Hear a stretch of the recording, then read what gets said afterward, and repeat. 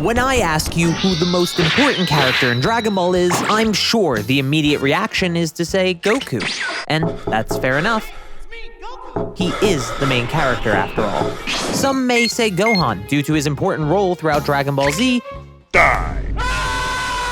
Or even Kami for simply making the Dragon Balls in the first place. All three are strong candidates for the title of most important. If you said Vegeta though, please, seek help. Despite there being good reasons for those three main options that I listed, I think the most important character in Dragon Ball is Bulma.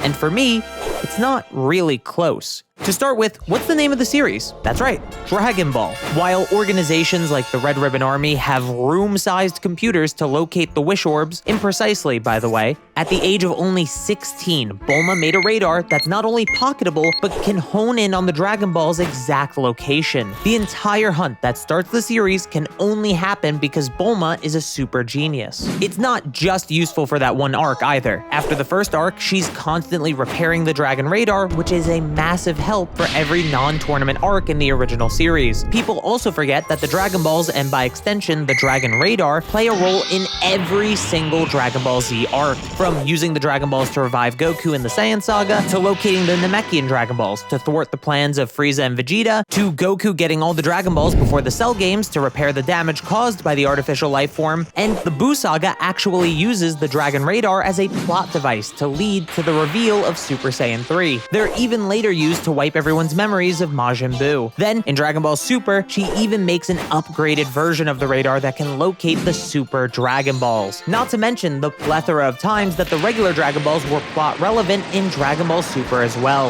Though, I'll talk about those a bit later. This is already a massive part of the series, but it's not even close to the only reason she's so important. Along that very first journey for the Dragon Balls, she's the reason that Yamcha is unable to kill everyone due to his fear of girls. Then she even gets him to stop his desert bandit ways, and he becomes a good person. Outside of cheating on her, that is. In Dragon Ball Z, she learns the Namekian language in only 10 days, while also fixing Kami's spaceship at the same time.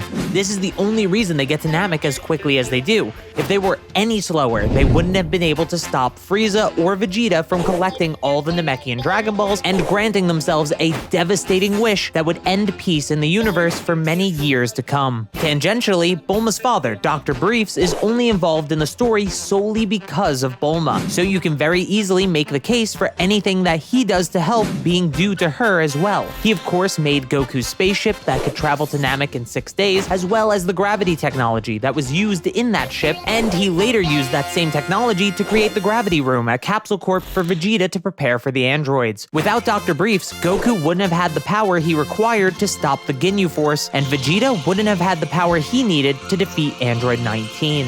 Speaking of the androids, how did any of the main cast prepare for them or even know they were coming in the first place? Oh, that's right. Future Bulma, while surviving the apocalypse and raising a child by herself, also found time to create time travel in a final gambit to save the world. Of course, it only worked in a roundabout way, since Trunks actually went to an alternate timeline, but when Trunks returned, he was strong enough to kill the androids, and he even killed Imperfect Cell 3 years later. By creating a time machine, she saved not only one timeline, but 2, since the present timeline that Trunks traveled to already existed due to Cell's arrival via a time machine a few years earlier. So no, Trunks did not create an alternate timeline. Even in the present, Bulma still had a part to play. She was the voice of reason when talking about how they could hunt Dr. Gero before the 3-year time skip, and she was the one that knew where Dr. Gero's lab was, allowing everyone to pursue him in the end, potentially allowing them to stop the awakening of androids 17 and 18. Bulma is later responsible for something that seems innocuous at first, but has massive repercussions later on. Her and Dr. Briefs removed Android 16's bomb.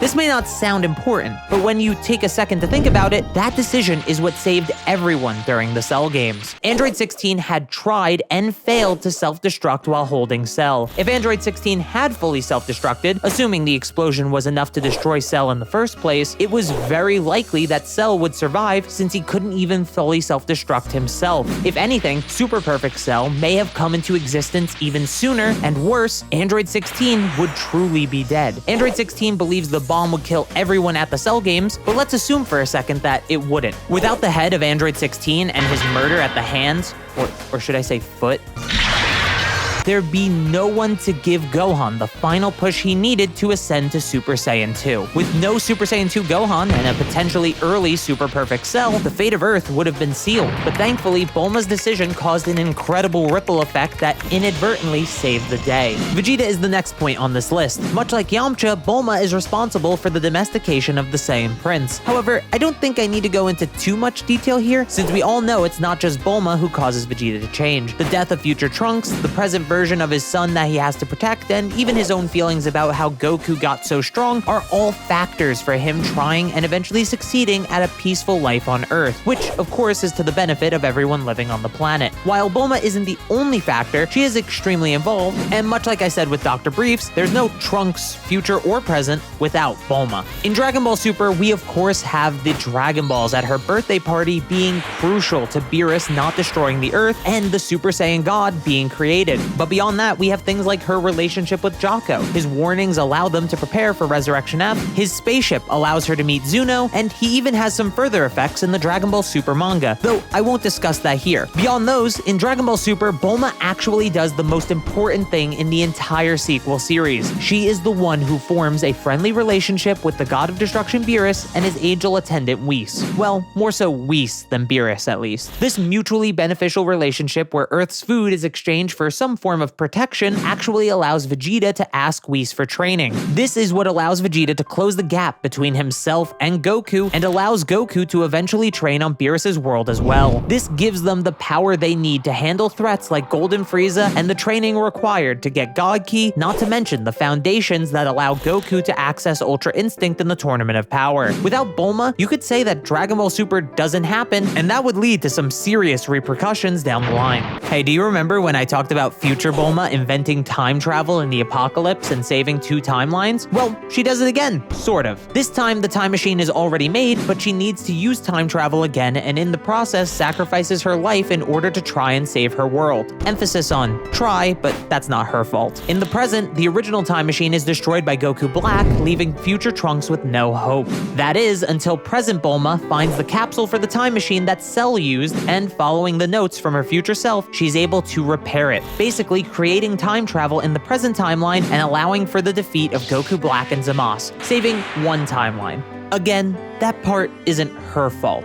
A minor thing to note here is money, actually. Bulma is the richest woman on Earth, and with that wealth, she's able to help events like the Tournament of Power take place, since Goku promised some of the Universe 7 fighters prize money for winning, so her help financially is instrumental to them winning. Like I said, this is relatively minor in the grand scheme of things, but it's worth mentioning at least. And like I said, I won't go into detail on the Dragon Ball Super manga arcs, but I will talk about Dragon Ball Super Broly. Once again, something Bulma does that seems unimportant actually allows good to happen. She was collecting the Dragon Balls for herself, and that allows them to know that Frieza and his soldiers are coming to Earth for them since they're caught on camera at Capsule Corp. If she hadn't, it'd be very possible for weaker soldiers to come to Earth, collect the Dragon Balls in secret, and let Frieza make his wish before anyone could stop them. Of course, Frieza's wish wasn't dangerous, but it could have been. Even if you think it isn't important because of Frieza's wish, it is the reason that Broly is saved in the end. If they didn't know that Frieza was collecting the Dragon Balls, then the fight on the Ice Continent probably wouldn't have happened when it did. That would mean Paragus would still be alive, Frieza would still be manipulating him, and Broly would still basically be a living weapon, trapped in servitude. Not to mention the fact that the Dragon Balls are used at the end of the movie to save Broly, and give him a chance at a new life with Chilai and Lemo in a home that's provided by Bulma. If all of that didn't convince you,